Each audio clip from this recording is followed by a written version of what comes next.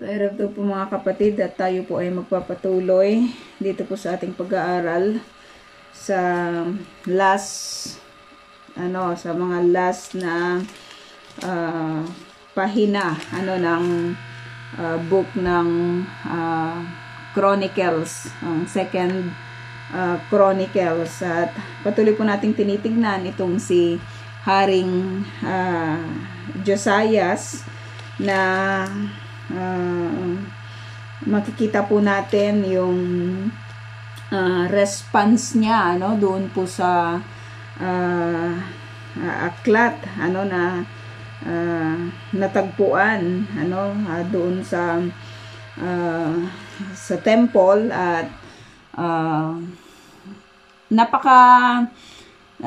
napakaganda lang talaga sa bawat isa po sa atin na pinag-aaralan yung patungkol sa lugar na ito, yung mga events, 'di ba, na nangyari sa bansa po na ito, at habang tumatagal, 'di ba, nang tumatagal yung panahon, marami pong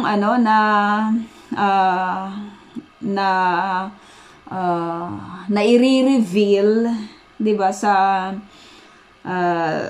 kamalayan ng sangkatauhan, hindi lamang po dito po sa Israel kundi sa mundo, sapagkat wala naman na pong imposible ngayon, 'di ba, na abutin ang buong mundo dahil po sa internet, dahil sa social media.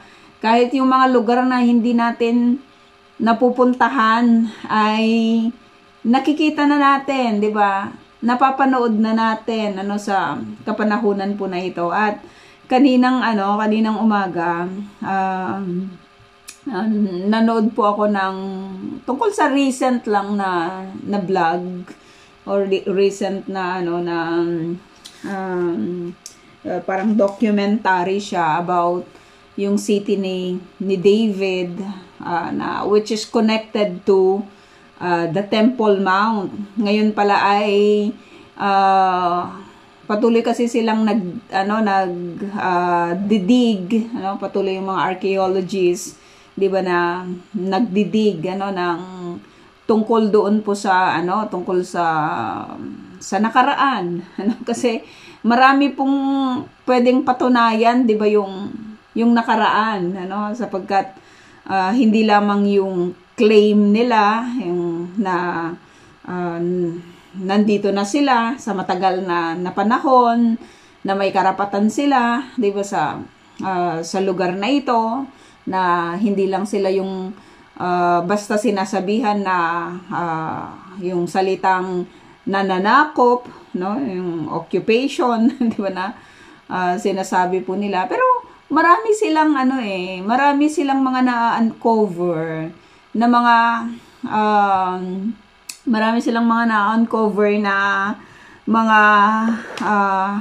mga magpapatunay, di ba, ng history, at paano nila yun mapapatunayan, paano nila yun sasabihin na tama, 'di ba, yung kanilang sinasabi. Ang pinaka source, 'di ba, ng lahat ng claims ng kahit na sino man na mga Hudyo sa kapanahunan na ito is the Bible. Kasi naisulat na ito, 'di ba, sa matagal ng panahon, nauna ito sa lahat ng kahit anuman, 'di ba, na the so-called pananampalataya, 'di ba, sa mundo na ito. Wala nang ibang natira, 'di ba, maliban po dito sa scripture, Marami yung mga nagki-claim, 'di ba, na mga Diyos-Diyosan, mga prophets, 'di ba? Pero ito yung pinakauna sa lahat. Nauna na yung scripture, nauna na yung kwento. At ang nakaka-amaze po doon, yung lahat ng mga nakasulat po sa scripture pinapatunayan ito ng mga ebidensya na nahuhukay nila, 'di ba, sa kapanahunan po na ito, no? At yung sinasabi ko nga po na recent lang na mga discoveries po nila, 'di ba, yung dating car park na doon sa malapit sa City of David, na dig po nila yon, di ba? I don't know kung open na ito sa public kasi patuloy pa rin naman po sa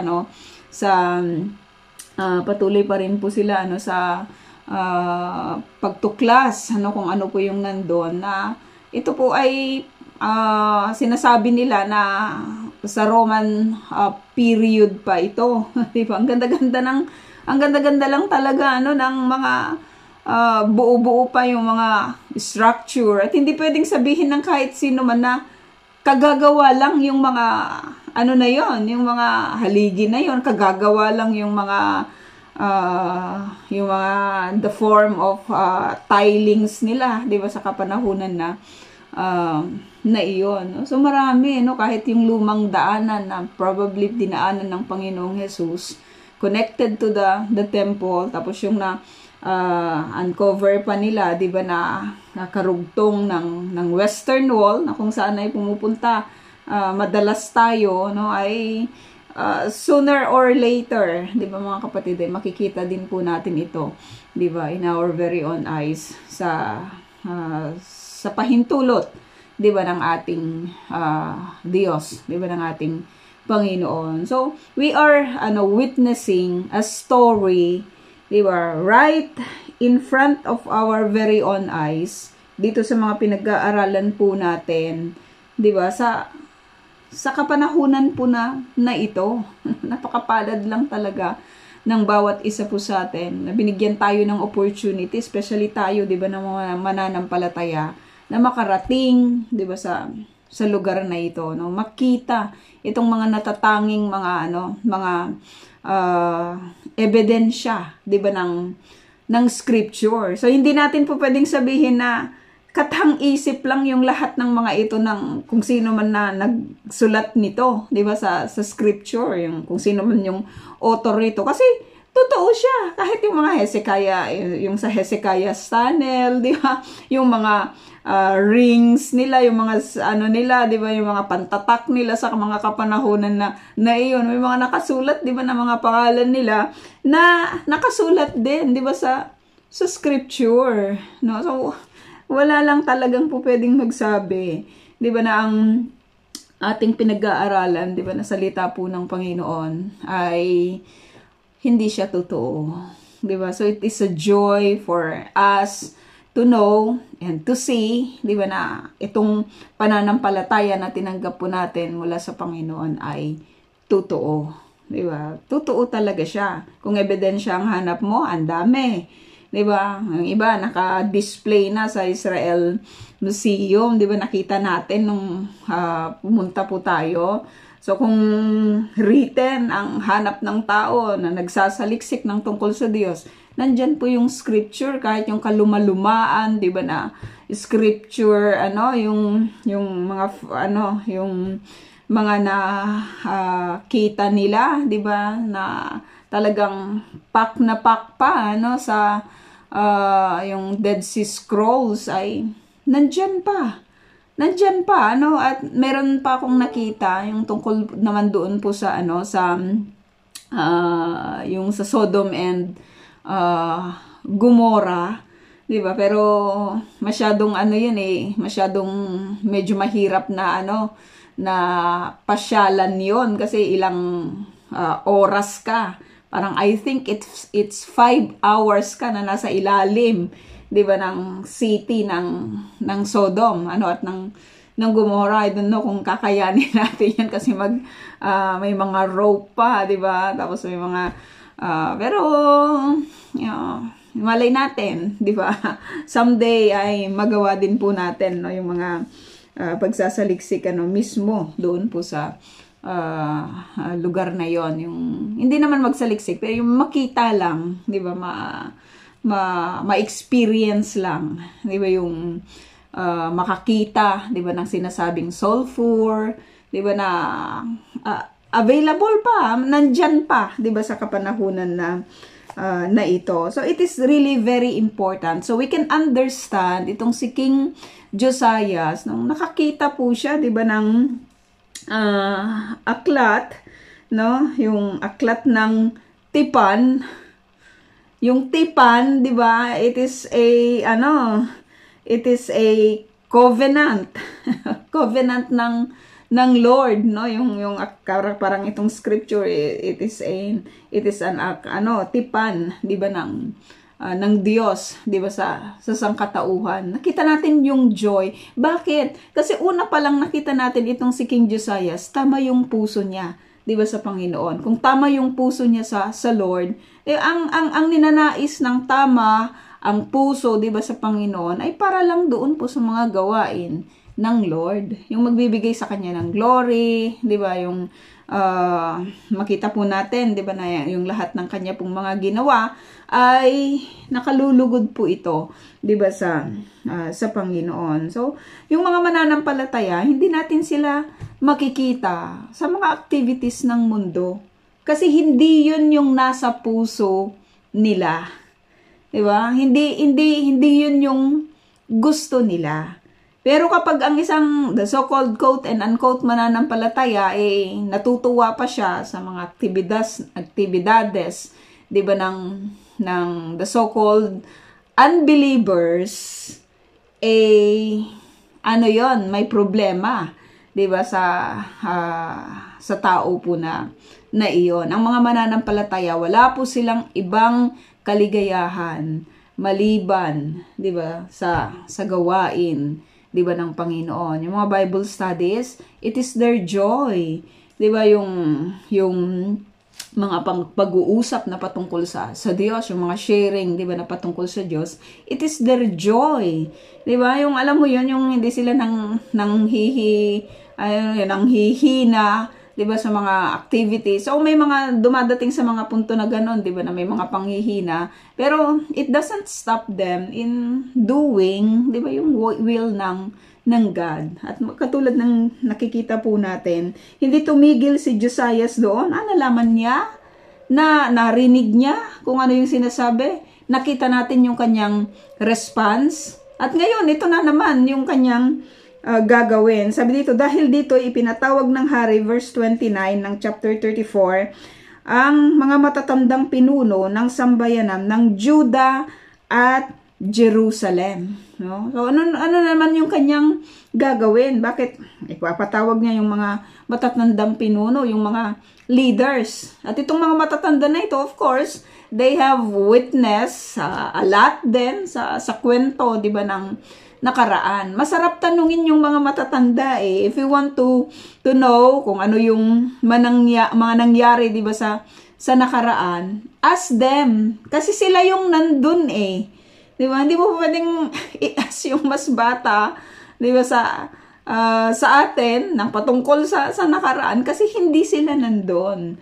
Di ba, itong mga matatanda na ito, ay, of course, na-witness nila kung ano yung mga events, di ba, sa kapanahunan nila. No? I don't know kung meron pa kayong yung talagang mga matatanda na, di ba? Pero napakagandang mag-extract sa kanila, di ba, ng mga kwento sa nakaraan. No, yung alam mo yon, yung they are willing to share kung ano yung mga nangyari, di ba, sa nakaraan, kahit yung mga simpleng mga bagay, yung anong uso na mga damit, di ba, sa kapanahunan ninyo, di ba, ano yung mga ginagawa ninyo, di ba, sa kapanahunan ninyo, di ba, parang masarap lang yan, kasi kung tayo, di ba, i-compare natin yung buhay natin noon nung mga bata po tayo compared sa mga bata po ngayon, ang laki po ng diferensya. 'Di ba? So ganun din yung marahil difference natin sa mga nauna, 'di ba, sa atin. So ano yung purpose nitong si King Josiah, kung bakit niya pinatawag itong mga matatandang pinuno ng sambayanan ng Juda at Jerusalem. Kaya sama-sama silang pumunta sa templo kasama ang mga pari, Levita, at lahat ng mamamayan sa Juda at Jerusalem. So, every time na na nagagawi po tayo, 'di ba, sa Temple Mount, ang ano lang talaga nun, no, napakayaman lang talaga ng kwento, 'di ba, sa lugar na iyon, no? At yung Pool of Siloam na dati ay maliit lang yung parang tingin natin, 'di ba? Kung sino man yung mga nauna nang nakapag trip, 'di ba, sa lugar na 'yon. Ang laki-laki pala noon, nakita nila sa kapanahunan na ito, na it can occupy even yung mga more than 100,000 people.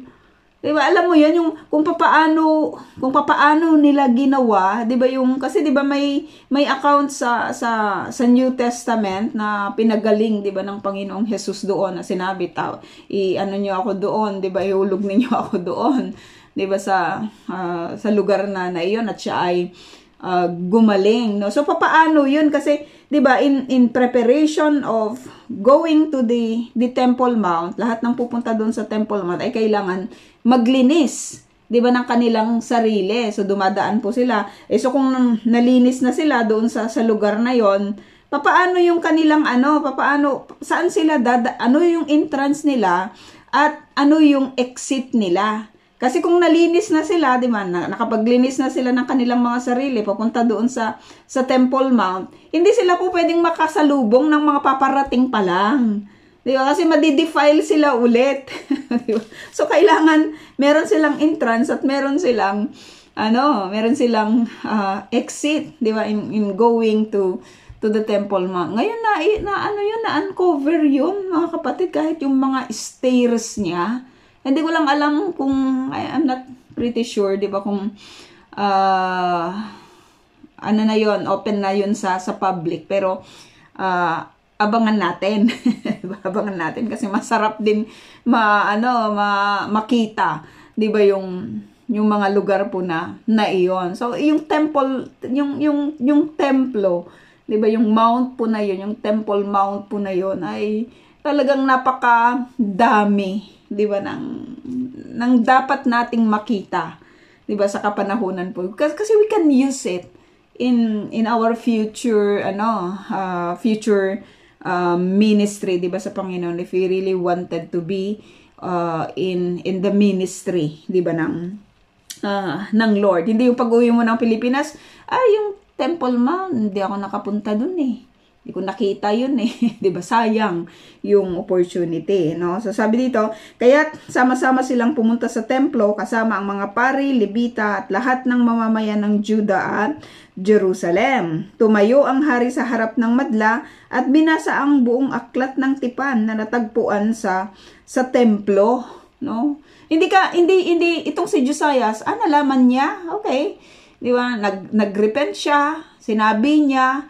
At ngayon ay, alam mo yon, ibinabahagi niya sa lahat ng mga nandudoon sa kapanahunan na yon ng tungkol doon po sa aklat na nakita niya. Parang ganyan din ang mga mananampalataya, 'di ba? Hindi nila kinikep yung kung ano man yung natutunan nila, kung ano man yung nalaman nila, 'di ba? Patungkol sa Panginoon, patungkol doon sa tipan, 'di ba, ng Diyos. Binabahagi talaga nila yon, at lahat ng platform, 'di ba, na makikita po nila ay ginagawa nila yon, 'di ba?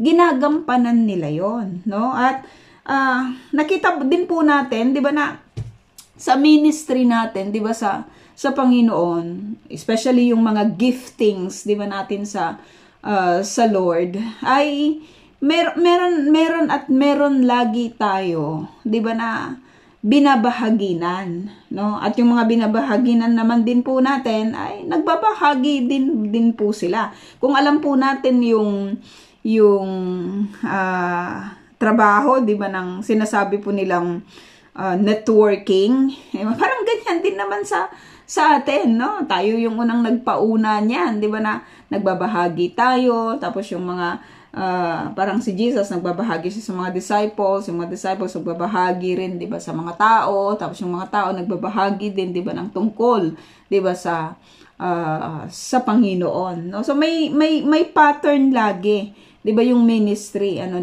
ng Lord. Hindi ito ginagawa ng iisa lang, no? Marami po yung gumagawa. May kanya-kanya pong tayong trabaho. Kaya nga yung iglesia, inihalin tulad po siya, 'di ba, sa isang katawan na ang ulo ay walang iba kundi si Kristo. Kung titignan natin yung ating katawan, marami pong bahagi diyan, 'di ba, na nagfa-function para yung katawan na ito ay makakilos, 'di ba? Makatrabaho. At itong hari po na ito, 'di ba, ay hindi siya tumigil. At sabi dito, nakatayo noon ang hari malapit sa isang haligi ng templo. Nanumpa siya kay Yahweh, nanumpa siya kay Yahweh, nasusundin nila ng buong puso at kaluluwa ang kautusan at ang mga itinakda ng kasunduang nakasulat sa aklat na iyon. So, they promise, 'di ba, sa Lord, yung kanilang commitment, 'di ba, sundin kung ano po yung nakasulat sa aklat po na iyon, no? Maraming mga mananampalataya sa kapanahunan po na ito, hindi ganon yung kanilang response, 'di ba, sa salita ng Lord. Pero ilan po sa atin yung ganon? Ano man yung sinulat mo, Lord, susundin ko, 'di ba, ng buong puso at ng buong kaluluwa. Sino sa atin yung ganon? Si Josiah ganon siya. At nanumpa po sila, 'di ba, na nasusundin. Sabi niya, mahirap naman, 'di ba, parang napakahirap. Pero walang mahirap kasi sa isang puso, 'di ba, na willing lang talaga na maglaan ng kanyang commitment sa kanyang ginagawa. Alam natin yung word na commitment. Kasi marami sa atin committed, 'di ba, sa trabaho, committed sa pamilya, 'di ba? Hindi yung committed yung committed yung isip, kundi committed, no? Committed sa kanyang ginagawa. Pero pagdating sa Lord, iilan lang yata, 'di ba, yung pwedeng magsabi na katulad ni Josiah, anuman yung sinasabi ng kasulatan na ito ay buong puso kung susundin at buong kaluluwa kung susundin, at kung ano man yung itinakda ng nakasulat na yon ay aking susundin.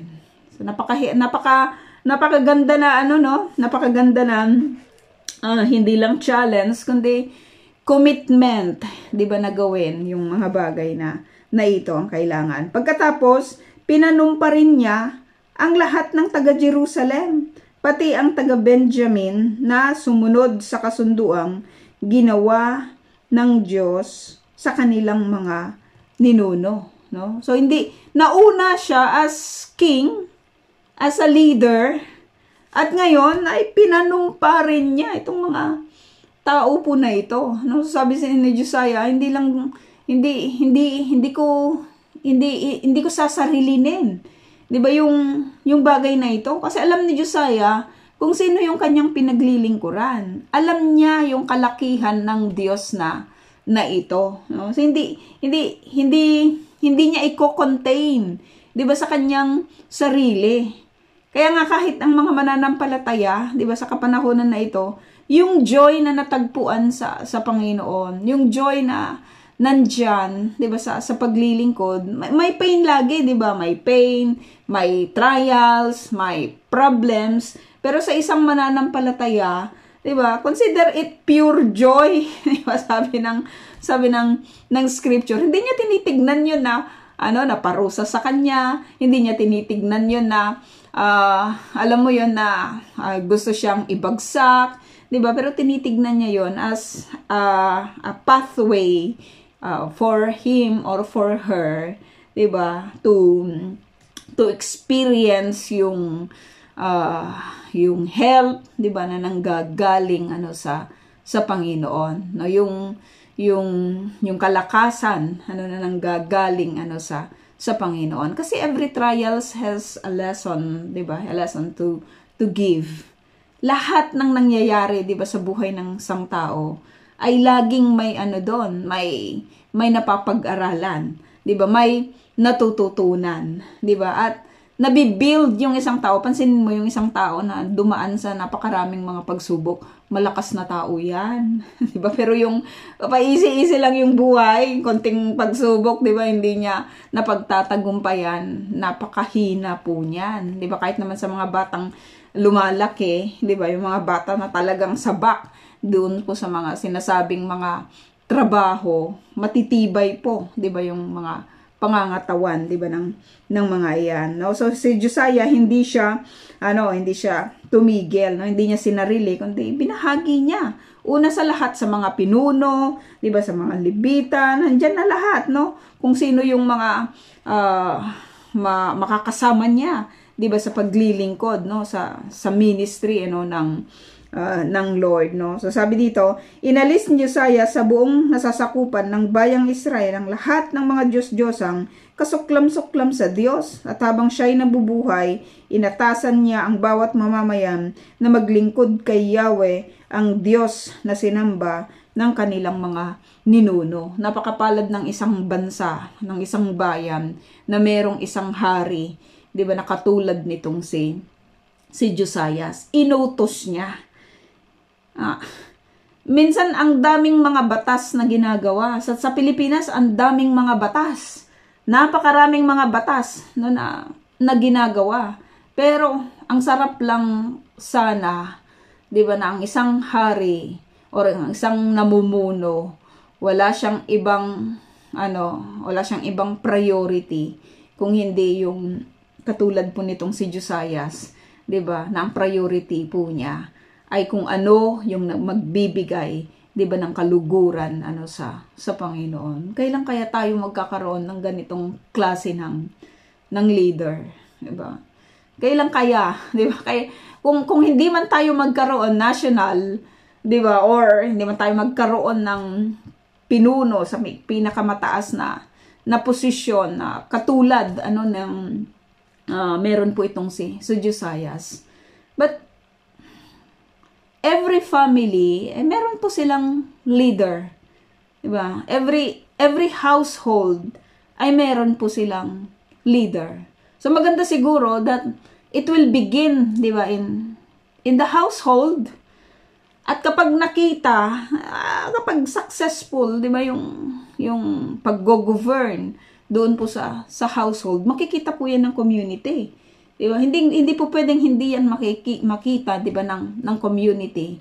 At lalawak ng lalawak yun. Kasi kasi tayo ngayong mga light and salt, diba, sa mundo po na ito, no? Malaki po yung ginagampanan natin, diba, bilang mananampalataya sa kingdom, diba, ng Panginoon, kahit nandito pa tayo, 'di ba, sa lupa, no? Kahit nandito pa tayo sa mundo. So itong si Josiah, tinake lang niya yung lahat ng opportunity, yung lahat ng platform upang mabigyan niya, 'di ba, ng glory ang God, no? So ang sarap lang pakinggan nito, ang sarap lang mabasa, 'di ba, yung mga patungkol dito na ginawa nitong si Josiah. Inutos ni Josiah, so lahat utos.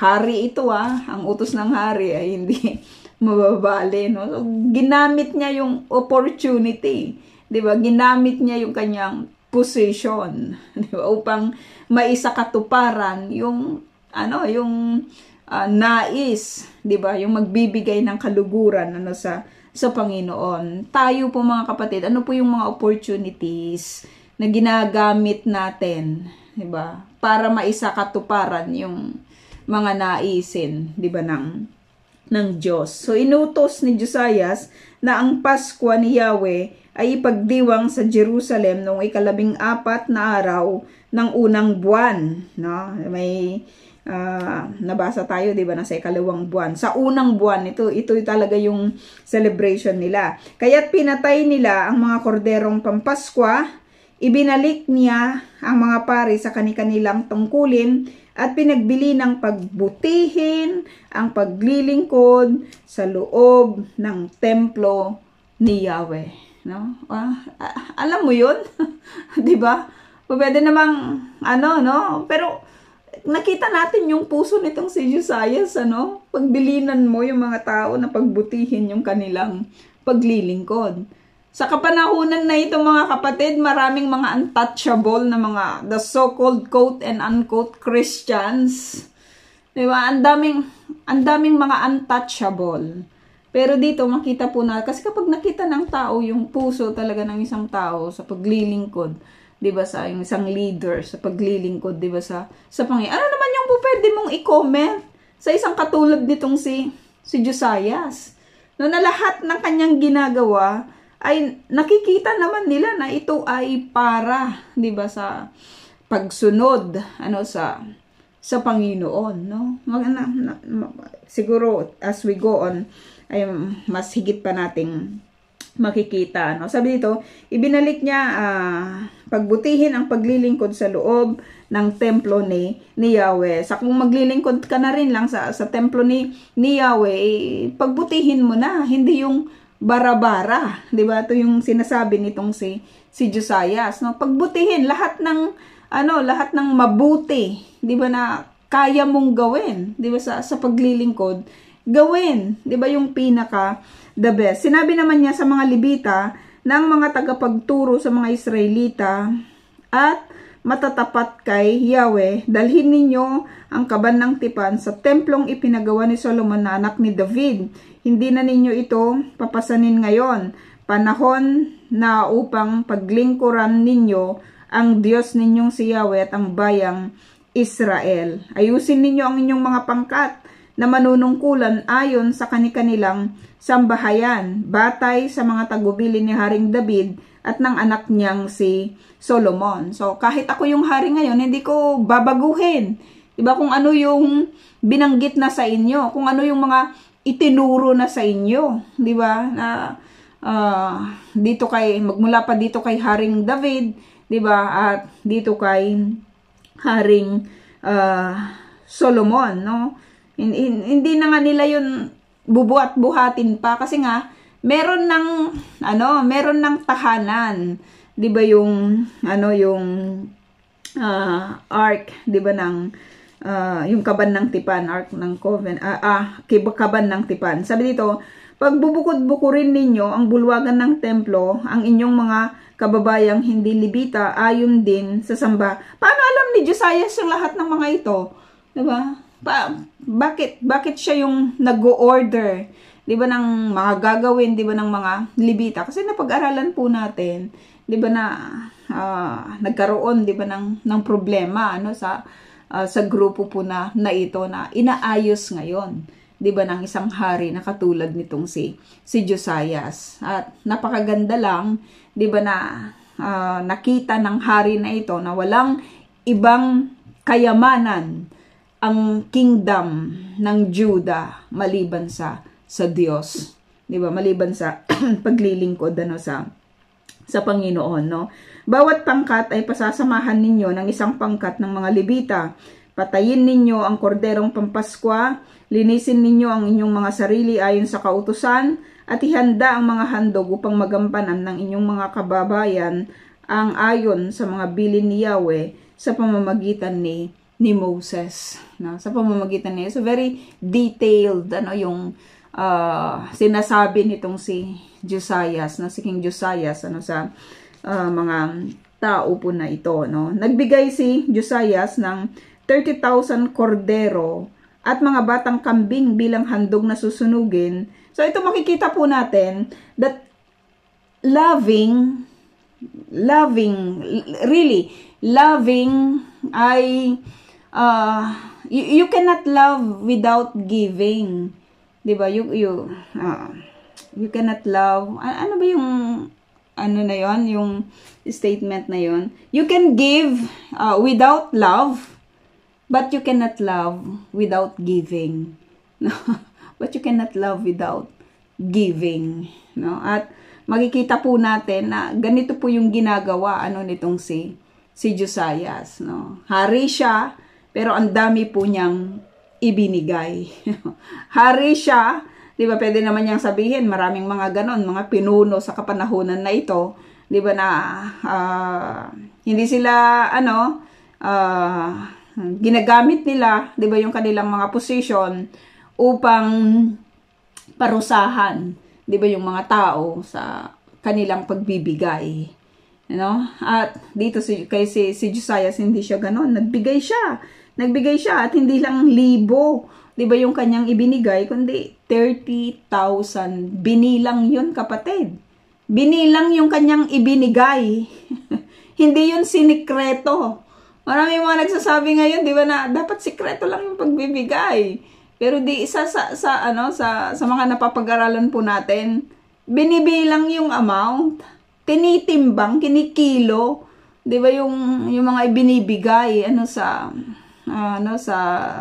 sa temple, kahit yung mga offerings po nila, 'di ba, na katulad po nito, 30,000 kordero at mga batang kambing bilang handog na susunugin, bukod pa sa 3,000 torong panghandog para pagsaluhan. May mga nagbibilang talaga.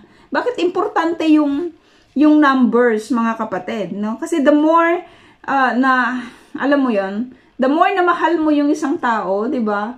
Unlimited yung mataas yung quality, 'di ba, ng ibinibigay mo. Itong si Josiah, nakita po natin, hindi lang ito, tama na yung 20 pieces.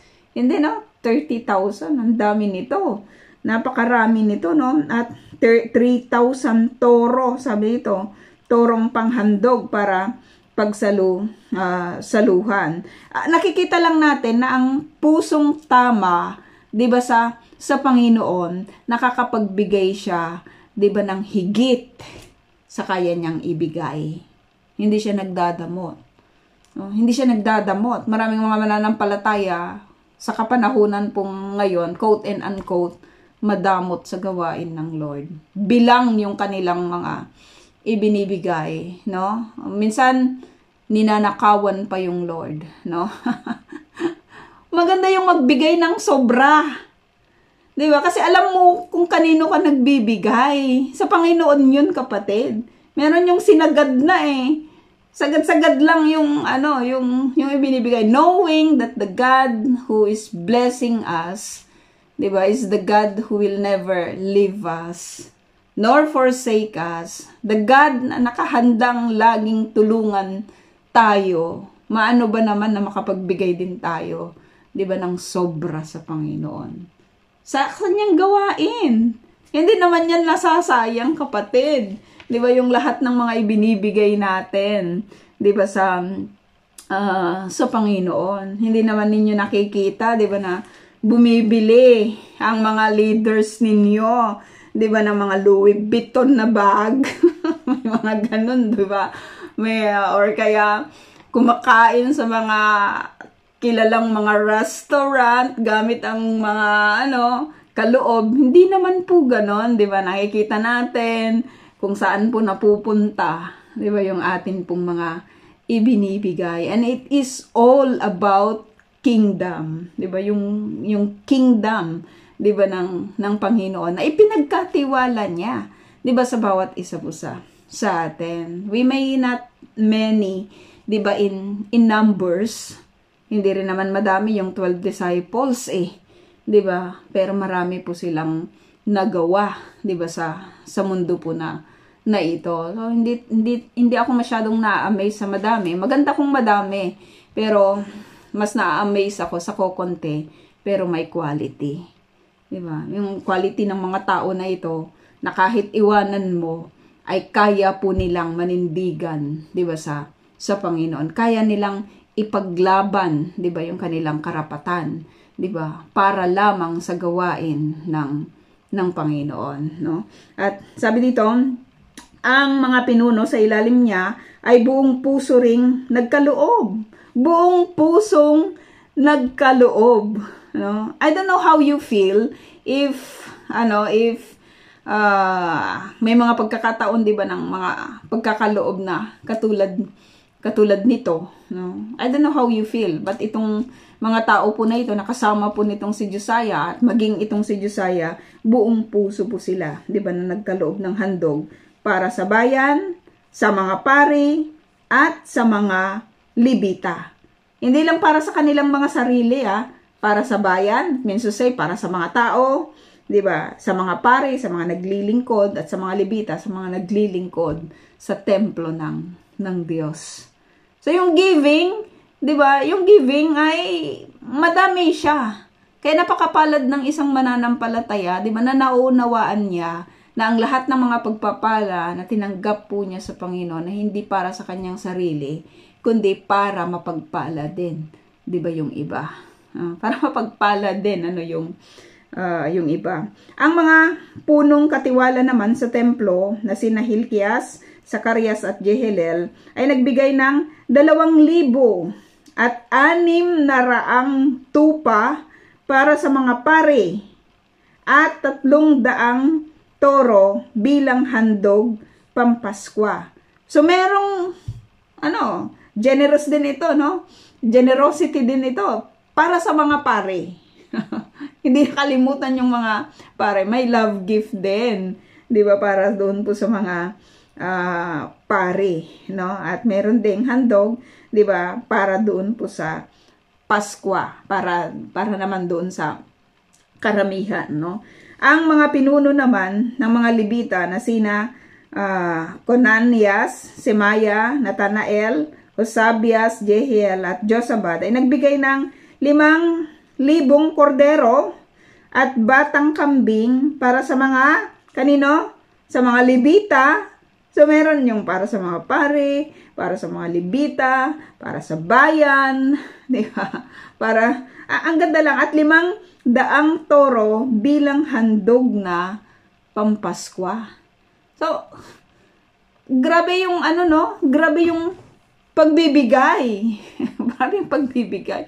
Kasi sino ba naman yung tao na pagmamaramutan niya, di ba, yung Diyos? Sino yung taong ganon? Di ba? Sino lang talaga yung isang mananampalataya na magmamaramot sa isang Diyos, di ba, na nasa Kanya yung lahat?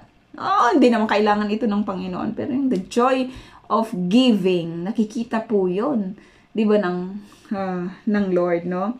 So, recorded lahat, mga kapatid, no? Huwag tayong magtataka kapag tayo po ay nagre-record din, kasi it will be it will serve as a testimony din or a blessing sa mga susunod na mga generation, no? Ito nakikita po natin, grabe yung kanilang pagbibigay, nakaka-amaze yung kanilang pagbibigay, nakakainganyo yung kanilang pagbibigay. Lahat sa kanila ay may naibibigay. Bakit? Kasi nakaprepare na ito sa kanila, 'di ba? Inihahanda nila ito, pinaglalaanan nila ito ng panahon, 'di ba? Yung kanilang ihahandog, yung kanilang ihahanda, na train na po sila sa mga ganyang klase, 'di ba, ng pagbibigay. At kapag naitama na yung puso nila, 'di ba, sa Panginoon, hindi na yun masakit para sa kanila, 'di ba, na ihandog ito, 'di ba, sa Panginoon, no? So ang dami nilang mga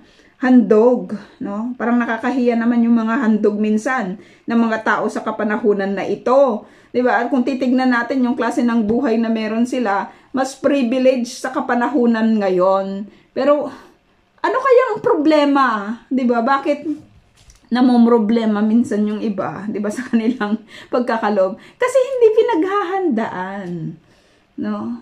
Walang itinatabi, walang inihahanda, no? Maganda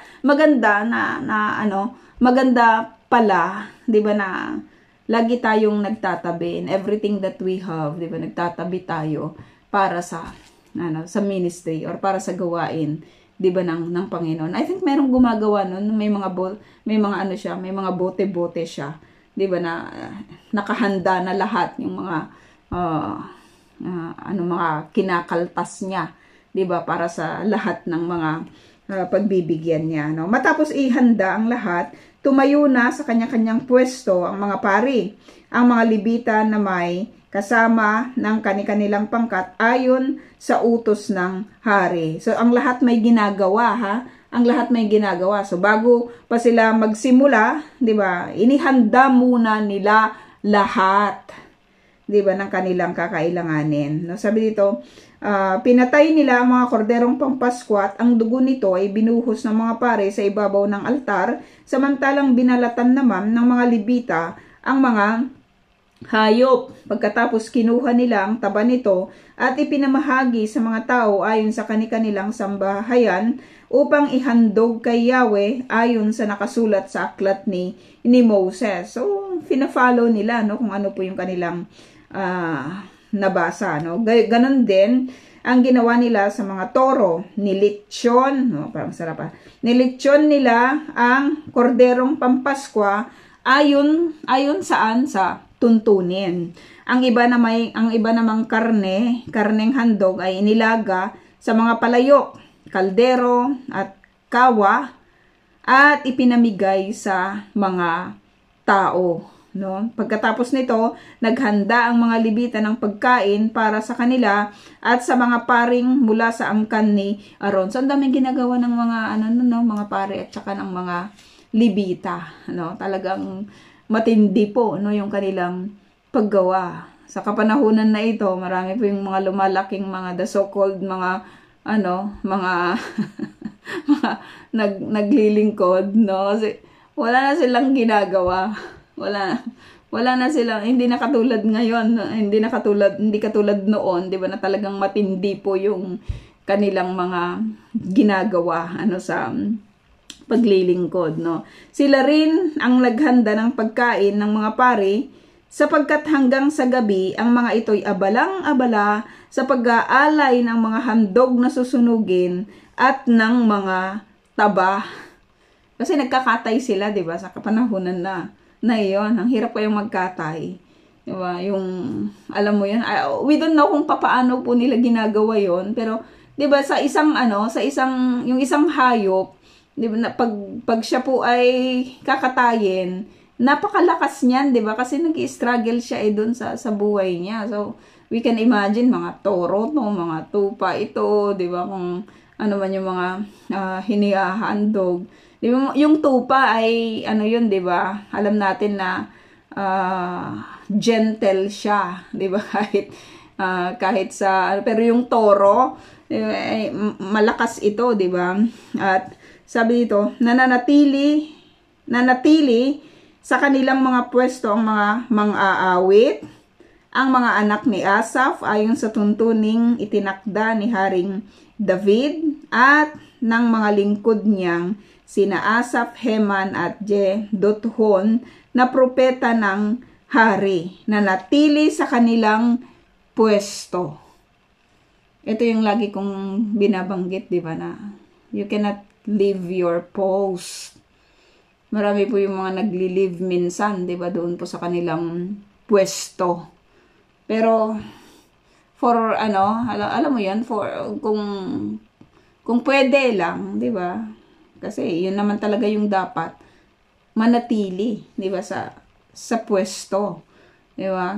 Kahit dapat 'yun yung priority. Minsan kasi nakikita natin iba yung priority, 'di ba, ng ibang mga mananampalataya. Nagsasabay yung mga activities, nagnininang dito, nagnininang doon, 'di ba? Nag-i-invite dito, may birthday doon, may birthday dito, 'di ba? At kung ano-ano pang mga activities. And they are willing to leave their post. Pero sa isang mananampalataya na tama po yung puso niya, 'di ba, sa Panginoon, uunahin po niya nagampanan yung kanyang tungkulin, 'di ba, sa Panginoon. Hindi siya aalis doon sa kanyang pwesto.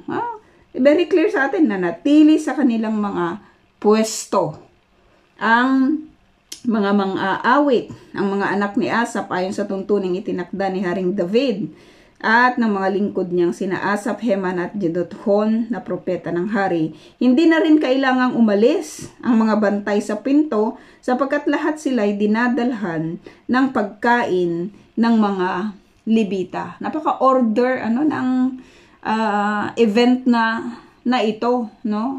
Napaka sila na lang yung pumunta dito, pero hindi, pinagsisilbihan din sila. Pagod na kami, pero hindi, pinaglilingkuran nila, 'di ba? Kahit po yung mga bantay, no, sabi dito, 'di ba, yung mga bantay sa pinto, ang lahat ang lahat ay ginawa ayon sa tagubilin ni Haring Josias, ang pagpupuri kay Yahweh, ang pagdiriwang ng Paskwa, ang paghahandog, 7 araw na pitong araw na ipinagdiwang ng mga Israelita ang Paskwa at ang pista ng tinapay na walang lebadura, yung Pesak ito, no? At mula pa noong panahon ni Propeta Samuel, wala pang ganitong pagdiriwang ng Paskwa na naganap sa Israel. Wala ring ibang hari sa Israel na nakagawa sa ginawang ito ni Haring Josias. Siya lamang ang nakapagtipon ng lahat ng pari, Libita at ng mga taga-Juda at taga-Israel kasama ang mga taga-Jerusalem upang ipagdiwang ang Paskwa. Pinag-isa niya, 'di ba, yung lahat, no? Wala daw nakagawa kahit na sino man maliban dito kay Josias. Bakit? Kasi nakita natin yung willingness niya. 'Di ba? Nakita natin yung kanyang commitment. Yung mga behind the scene siguro nito, 'di ba mga kapatid, hindi siya tumigil sa pag-reach out, 'di ba, sa mga tao, no? Hindi siya kahit may mga rejection marahil, 'di ba? Hindi siya tumigil sa pakikipag-usap. Hindi siya tumigil, 'di ba, sa pag-abot, no? Kaya nagkaroon ng katagumpayan yung event na ito, no? Naganap ito nung 18 taon ng kanyang paghahari, no? At hanggang doon na lang po siguro tayo, verse 20 po tayo bukas, no? At kung titignan po natin, napaka ganda ng ginawa ng hari na ito. Nagsimula siya ng bata pa, 'di ba? Pero behind all of that, bakit naging ganito kabuti itong si Haring Josias, no? So credit marahil ay ibigay din natin sa kung sino po yung mentor niya, no? Sa murang edad niya, at nung siya po ay nagkaisip, 'di ba, ay pinili po niya na i-commit yung kanyang sarili, 'di ba, sa Panginoon. So maganda na ang mentor natin, 'di ba, ay yung nagmamahal talaga sa Panginoon, no? Hindi kung sino-sino lang tayo nagpapa-mentor. Ang daming minsan hinihingan, 'di ba, ng opinion or hinihingan ng advice. Pero maganda na may mga tao talaga tayo, kung hindi man marami, 'di ba? Pero at least meron talaga tayong mga tao, 'di ba, na nilalapitan, na mini-mentor po tayo. Sino po 'yon? At sino yung gusto po natin, 'di ba, na mag-mentor sa atin? So yun po siguro yung ating katanungan sa gabi po na ito. Pero kung may inihanda po si Sister May Grace, yun po yung ating itatanong. Ereb to po mga kapatid.